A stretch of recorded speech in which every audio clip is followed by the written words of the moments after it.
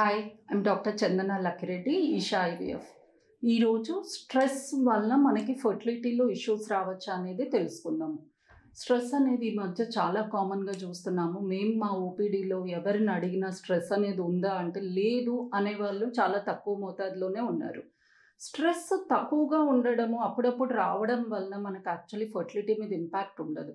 కానీ ఎక్కువగా stress, chronic stress అంటే కంటిన్యూస్గా స్ట్రెస్ అనేది ఉండడం వలన మన బాడీలో కార్టిసాల్ అనే హార్మోన్ రిలీజ్ అయ్యి దానివల్ల మన ఈస్ట్రోజన్ ప్రొజెస్ట్రాన్ హార్మోన్స్ మనకి ఇర్రెగ్యులర్ అయ్యి ఓవ్యులేషన్, ఫర్టిలిటీ, పీరియడ్స్ మీద ఎఫెక్ట్ అనేది రావచ్చు. దీన్ని ఎలా అవాయిడ్ చేయొచ్చు?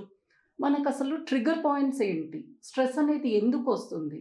మనకు అది ఫర్టిలిటీ ట్రీట్మెంట్స్ వలన వస్తుందా, ఫర్టిలిటీ వలన వస్తుందా, జాబ్లో ఉన్న ఏదైనా ప్రాబ్లం వలన వస్తుందా? అలాంటి ట్రిగర్ పాయింట్స్ని ఐడెంటిఫై చేసి దాని గురించి ఆలోచించడము అనేది మానేసి వాటిని కొంచెం అవాయిడ్ చేసి అదర్ థింగ్స్లో మనము ఫోకస్ చేయడం, మన హాబీ అనే దాంతో డీవియేట్ కావడం, ఇలాంటివి చేయడం important.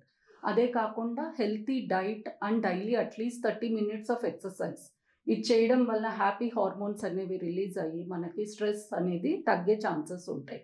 Yoga, meditation, breathing exercises వీటితో కూడా మనం స్ట్రెస్ని తగ్గించుకోవచ్చు.